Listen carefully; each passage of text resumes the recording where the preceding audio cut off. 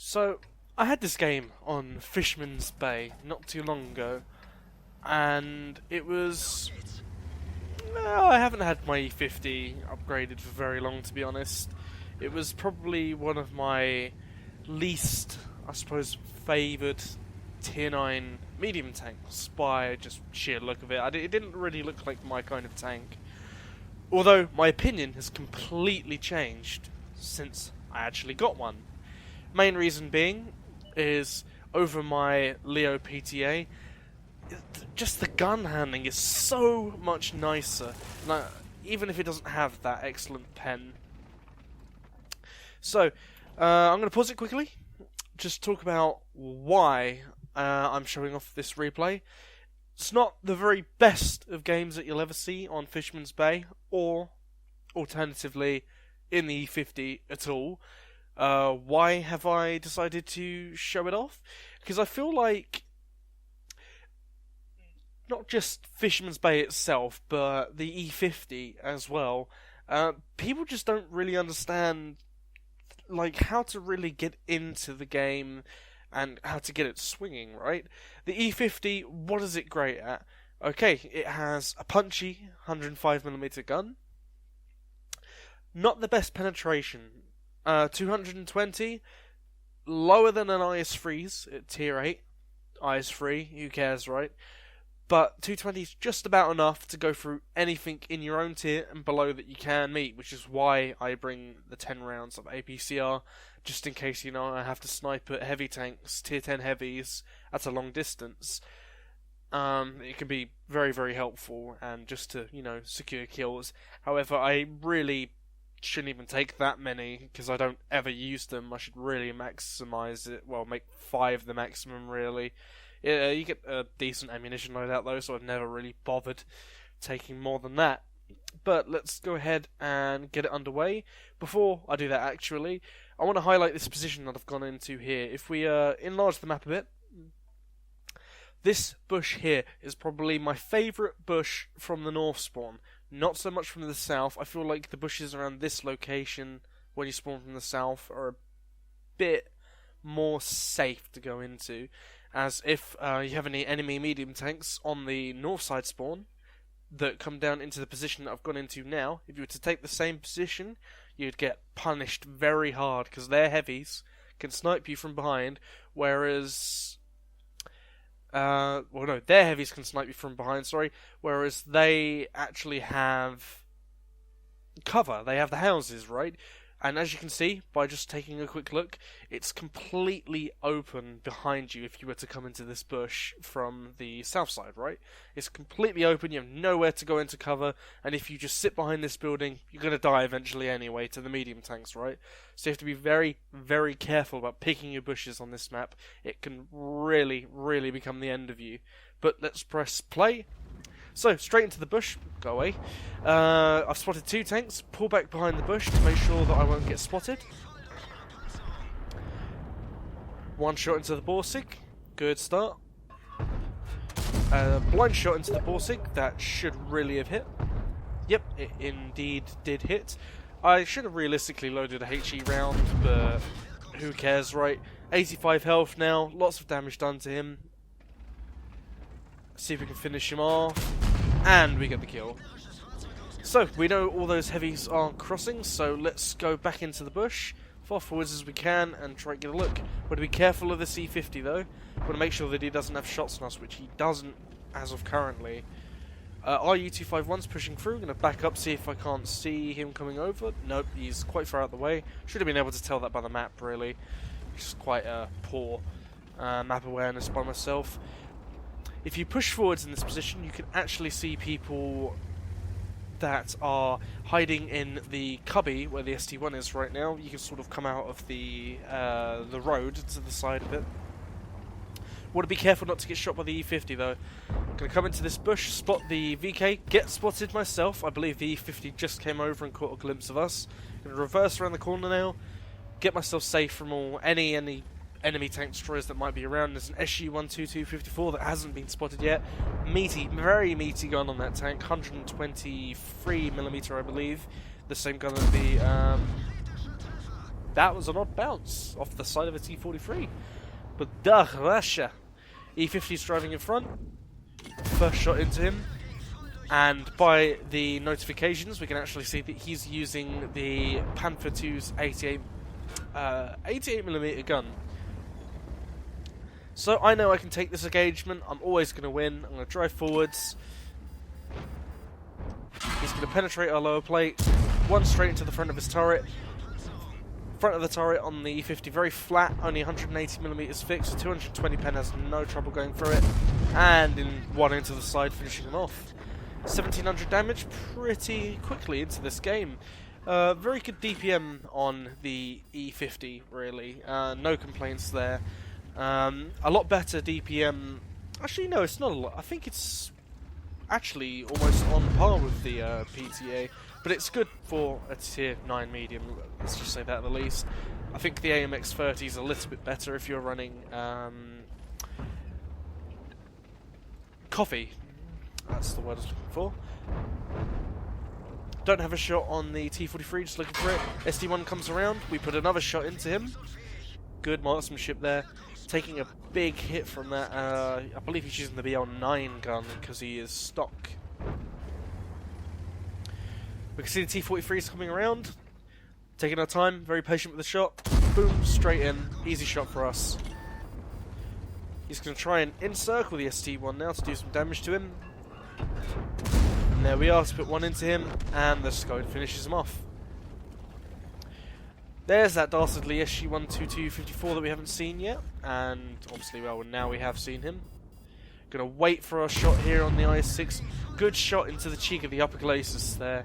It's quite weak when he angles it poorly like that. Gonna back up, see if the SU is gonna come around again, which he does not. Gonna take a peek here now against the ST1, see if we can nail him. Tracks him. No damage there. And this is where the 220mm of penetration on the 105 gun just really just bites you in the arse. I mean, look at these side shots. Realistically, there should be pens, but the Russian side armor is just having none of it. And then he angles badly, and we put one straight through the lower plate of his tank, and on the move, reversing, he puts one into the front of our turret. RNG, why you do this to us? That's all we have to say about that, right? So, we know the IS-3 has killed our ST1 friend. Oh, God! Gonna bounce a shot from him off the side armor of our tank. Quite strong side armor. Gonna come round, take a shot at him. Bounces off his rear armor. Fucking Russian tanks today. Gonna put one more into him. I know I'm pretty safe here. And we're just gonna give him a love tap. Oh, poor guy. Poor guy. He really probably did not deserve that, right? ST1. Ah, see you later, buddy. You were in the wrong place at the wrong time there, friend. Still quite a few tanks remaining on the enemy team. The E50 really shows off its characteristics here while I take a quick look at where everyone penned me. Jeez, lots of pen marks all over me. But the characteristics of the gun really show themselves here in this match, like you're going to see now with this shot. Spoiler alert. But anyway, let's take a look, see if we don't get any outline bugs when we take this shot. We can just see we can only barely see his tank. Over the rock. Exactly where we aimed it. God, this gun is absolutely phenomenal. And that's that. I'm going to give it a pause quickly. So, what do we need to say about the E50? God damn, this camera bug in the replays, man. It's really frustrating. I just can't zoom out. Oh, there you go. It's working now. I think you have to zoom in and then all the way out. But E50, what do we say about you, my friend? The glorious 2 seconds of aim time, base aim time without any vertical stabilizers or anything. The good enough DPM, the good enough penetration, just really showing their work here. A few ricochets off the upper plate. Other than that, our armor really did not hold up well. But yet again, we were going against tanks that had an adequate amount of pen for us, really. We bounced 2 shots from the IS-3. However, we did take, I believe, 2 to 3 shots from the ST1. So rather poor gameplay from us there, really, to take those shots that we really didn't have to take. Although, I just really wanted to get that guy out of the game. Like you saw, he bounced so many shots, so many jammy shots from us. But other than that, quite a good match on Fisherman's Bay. Just highlighting the areas which you want to stick in your medium tanks, like over here and up through here.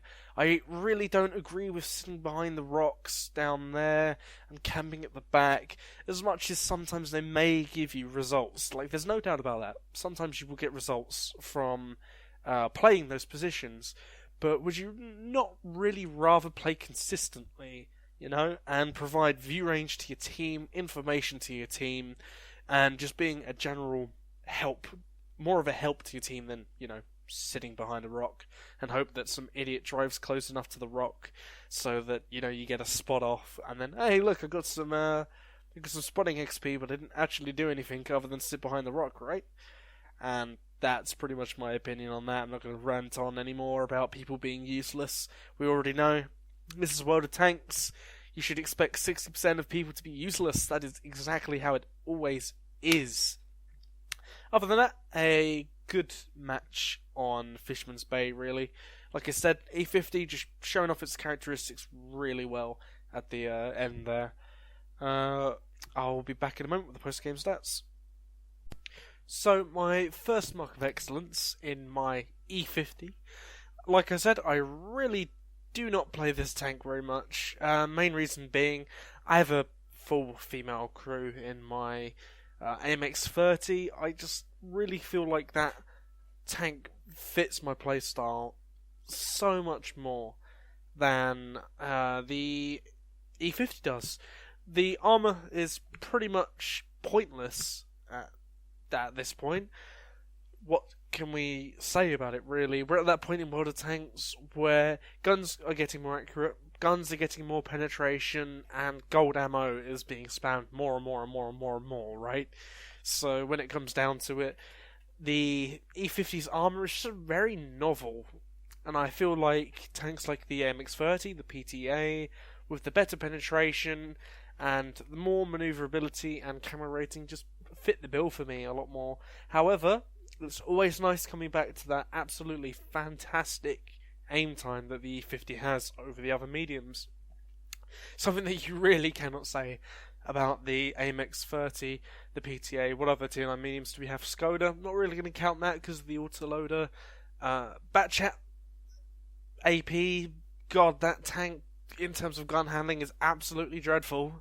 Not a lot to say about that tank, to be honest. I'm not very fond, although I do play mine sometimes. It is a nice tier 9 autoloader for what it is. But however, I digress. Let's stop getting sidetracked with other tanks that are not the E50. So, next screen, teams. 6,342 damage in little over 6 minutes.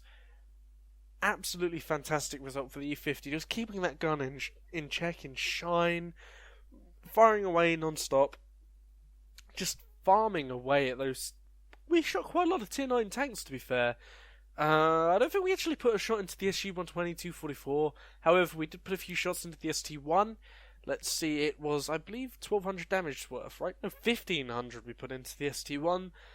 1,100 into the Borsig. 1,100 into the E50. The rest were just piecemeal shots, and obviously pushing that poor IS-3 down into the river. Really didn't deserve that. He was just trying to make his way in a tier 9 world, man. Poor guy.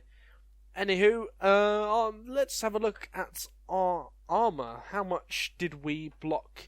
To be fair, potential damage received 2,430. Blocked by armour 1,410. That's a good amount for your E50, really. We don't want to get too into that. It can bounce a lot, and most times it won't bounce that much at all. It's quite an iffy tank. It has its behavioural spurgs, I suppose. Sometimes it works, sometimes it doesn't. Most of the time it doesn't. That's all I have to say. If you're ever thinking about picking up an E50, if you want something that's good at ramming, quite novel in terms of armor and other things, then E50, perfect for you. If not, you're better off going with pretty much any other tier 9 medium. They just outshine the poor E50. Other than that, guys, thanks for watching, and I'll see you again next time.